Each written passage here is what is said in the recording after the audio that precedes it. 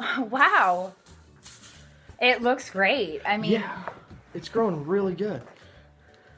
growing organic isn't easy. I'm No. like super impressed. Yeah, I got tired of going to the store and buying fruits and vegetables that are organic. It's so pricey, so I was like, you know what? Let's give it a chance. Go for it. You're doing a great job. Wait. What are What? you doing? Feeding my plants. But that's Magic Grow. Yeah, it's plant food, But it's chemicals. but they're organic seeds. Just because something's an organic seed doesn't necessarily mean that it's organic. I mean, you can't just throw a seed in dirt and say, well, it was an organic seed and put chemicals all over it and call it organic. There's a lot more to it than that. So what's the difference? Well, let me tell you. How did we get outside? Well, I thought if we're going to discuss plants, there's no better place to do it than outside. So why are we out here? Well, we were talking about your little broccoli seedlings the last time we left off, so I took it upon myself to go into your greenhouse and pick out these. These were your organic beefsteak tomatoes as you had them labeled.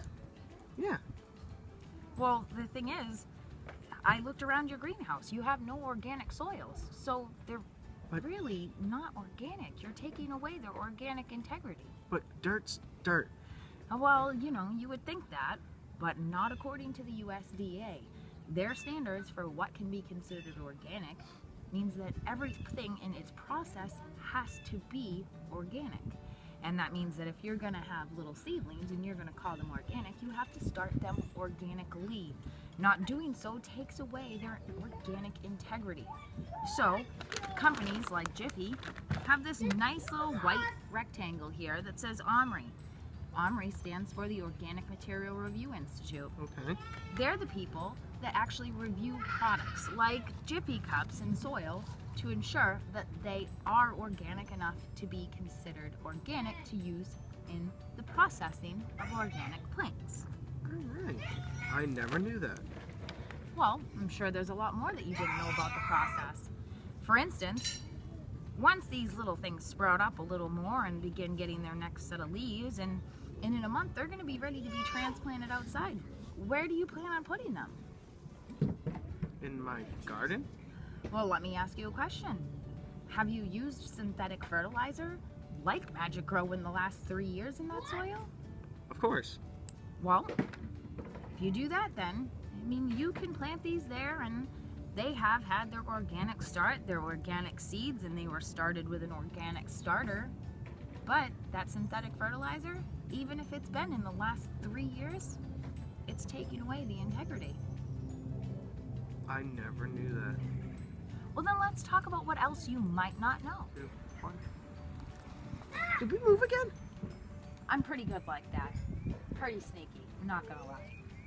Well, so we have our organic plants. Well, now we need somewhere organic to put them. We can't put them in your garden because you said you've used a synthetic fertilizer Of there. course. All right, well, let's talk about your options. How much space do you really have? So, it's backyard. All right, well, you could use a raised bed. Obviously, these are going to be a lot harder to fill. You're going to need a lot more fill. And we'll get to that because you're going to need something to fill them with. Do you have a compost pile? What's compost? We'll get to that. You need somewhere to put them.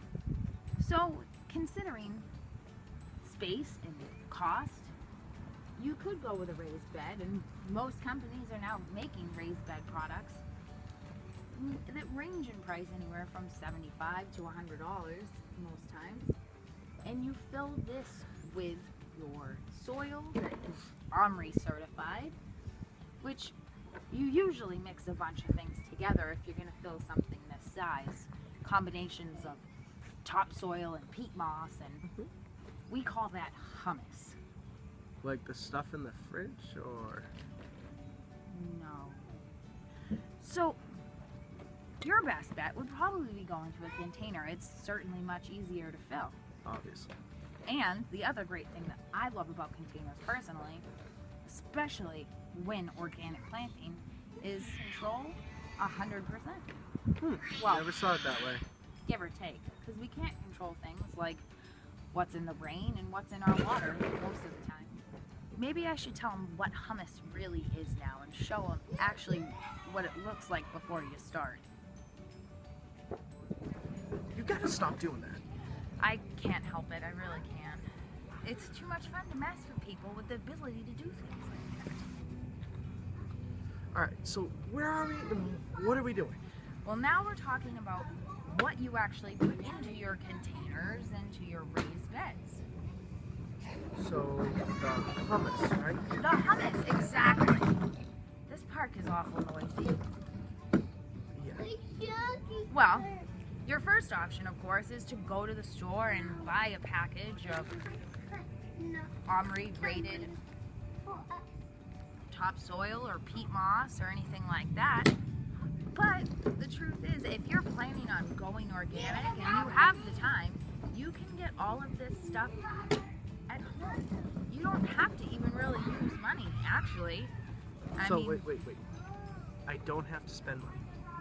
well, no, but I have to warn you, it is going to take more time. Wait. More time?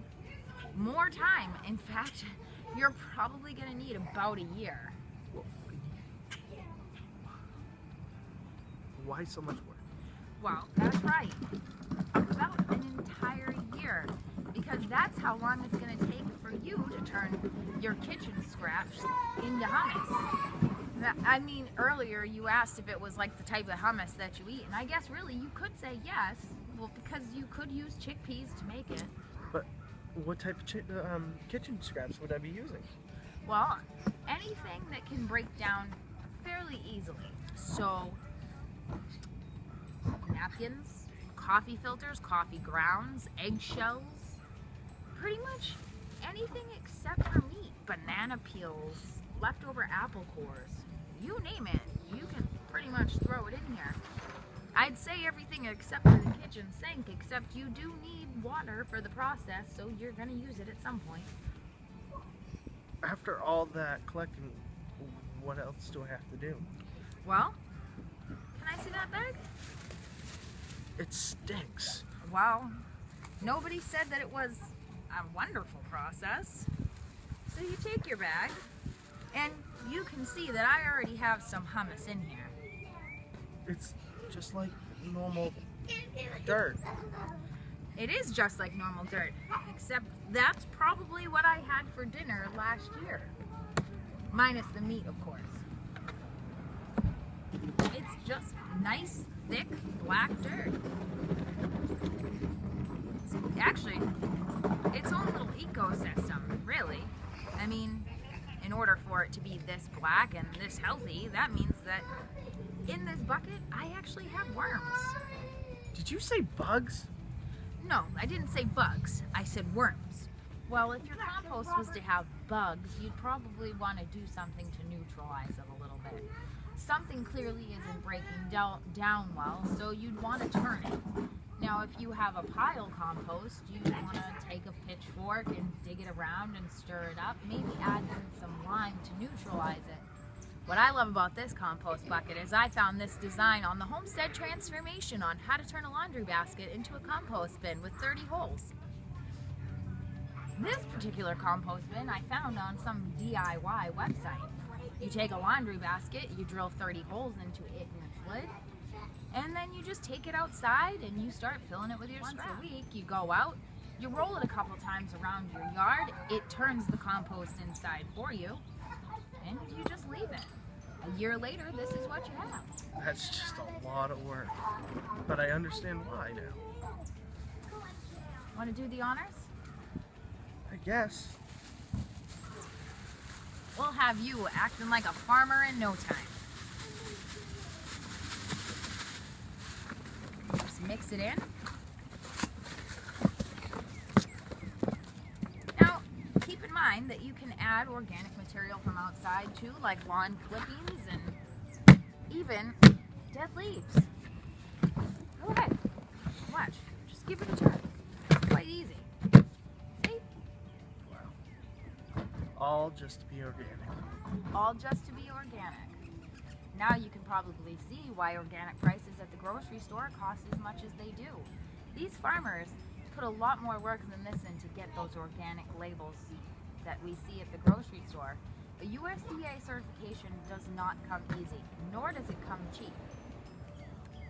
Those farmers, they got a lot of work ahead of them. And they deserve it, every penny. So what do you think? You ready to go really get those plants started organically?